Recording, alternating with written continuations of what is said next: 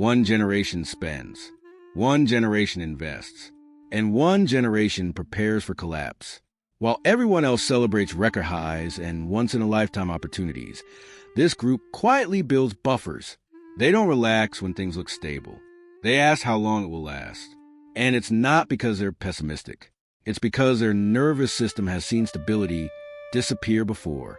If you're the one who feels uneasy when everyone else feels excited, this isn't about being negative. It's about what your brain learned a long time ago. Maybe you're the one who always keeps more in your emergency fund than anyone thinks is necessary. The one who hesitates before big purchases, not because you can't afford them, but because something inside you tightens. You double-check prices. You read the fine print. You don't fully trust easy money. And when headlines say the economy is booming, you feel a strange urge to brace yourself instead of celebrate. You don't exhale when things are good. You prepare. And maybe people have called you cautious, or overly serious, or told you to just enjoy life a little. But here's the truth. You're not paranoid. You're not boring. And you're definitely not bad with money. You're financially defensive. And that didn't come from nowhere. It came from something your brain learned a long time ago, even if you've never put words to it. Psychologists have a name for this kind of wiring. It's called scarcity imprinting. When financial instability shows up during your formative years, recessions, layoff, inflation, watching adults whisper about bills, your brain doesn't just remember the events. It encodes a feeling. Neuroscience tells us that the amygdala, the brain's threat detector, is especially sensitive during uncertain periods.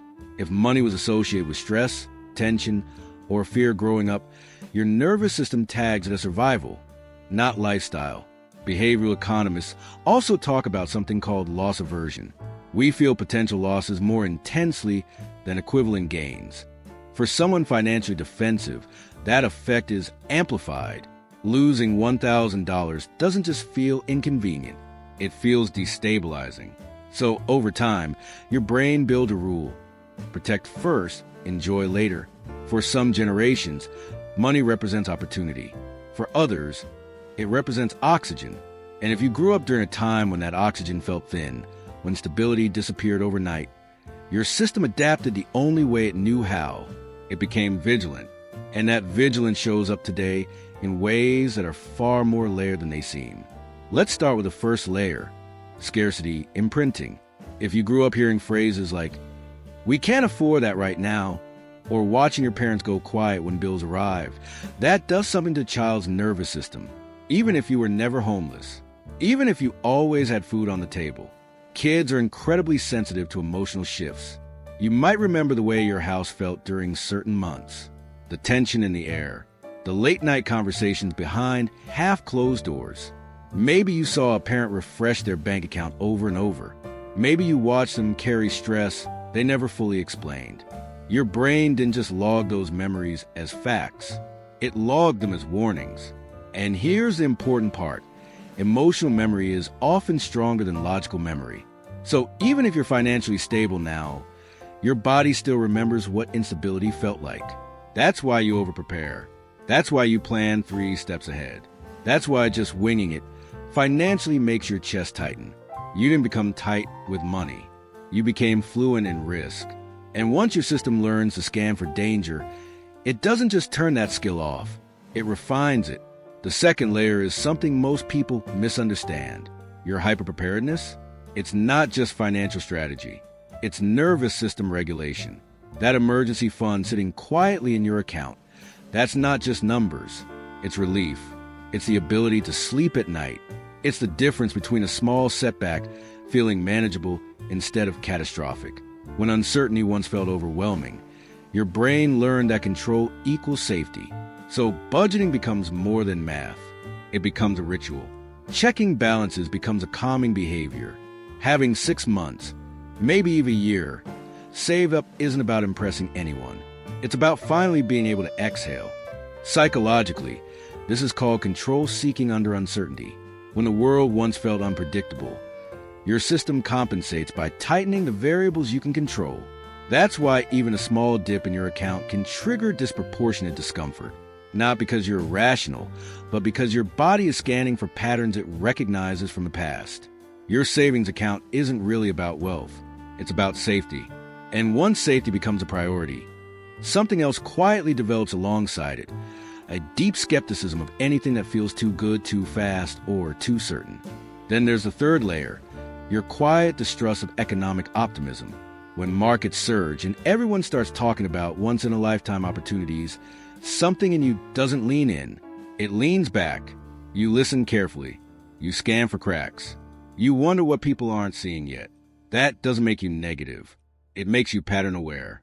If you live through boom and bust cycles, watch bubbles inflate, and then collapse, your brain builds a different reference point.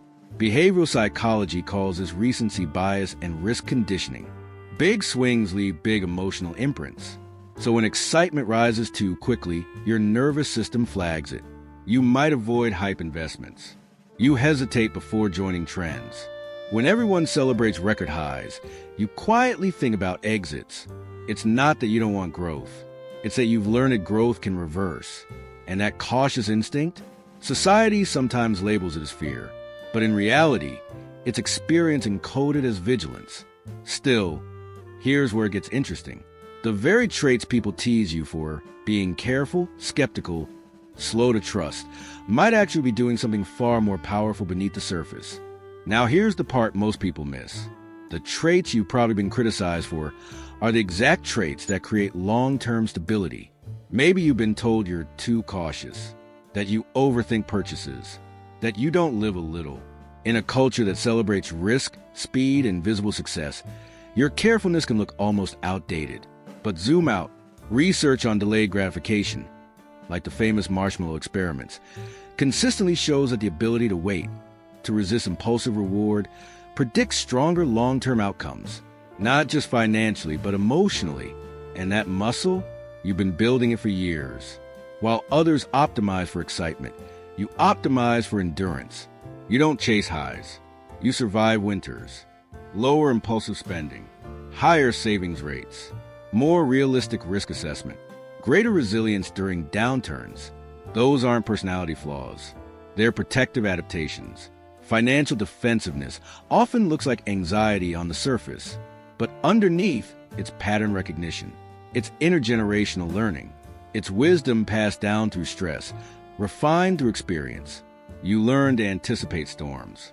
And because of that, you're rarely caught without shelter. The irony? The same people who once said you were too careful often turn to you when things fall apart, because stability isn't loud. It's steady. And your steadiness isn't small. It's powerful. Still, that kind of vigilance comes at a cost. And this is the part we don't talk about enough. Because here's the quiet truth. Always being the steady one is exhausting. There's a weight that comes with constantly scanning for risk. A subtle tension in your body when money conversations come up. Even when you're financially okay, part of you is still bracing, still calculating, still preparing for the what if. And sometimes you wonder if you miss something, if you should have taken more risks, if you should have enjoyed your 20s more, if being this careful made you older than your peers in ways you didn't ask for. It makes sense that your body tightens around uncertainty. You learned early that security isn't guaranteed, that stability can disappear, that adults can be overwhelmed. Of course your system adapted. Of course it built armor. But here's the gentle shift. You're allowed to feel safe now. Defensiveness protected you. It helped you survive environments that were unpredictable. It gave you control when things felt out of control. But protection doesn't have to mean permanent tension. You can keep the wisdom. You can keep the planning. You can keep the resilience. And slowly, carefully, you can teach your nervous system that not every season is winter anymore. Because understanding why you became financially defensive is the first step toward choosing how you want to live going forward. So let me ask you something gently. Were you the kid who noticed when the light stayed off a little longer than usual? The one who paid attention when adults whisper about money? Are you now the friend who always thinks 3 steps ahead just in case? If that's you, there's nothing wrong with the way your mind adapted. You're not too much. You're not overly serious. You're someone whose brain learned early that preparation equals safety. And maybe now, it's not about shaming that instinct, but understanding it, softening it, updating it. if this resonated. You're probably going to feel at home here. This space is for people who think deeply, who notice patterns, who carry quiet responsibility. Tell me in the comments, are you financially defensive? Or do you recognize someone in your life who is? Let's understand it instead of judging it, because sometimes what looks like fear is actually memory.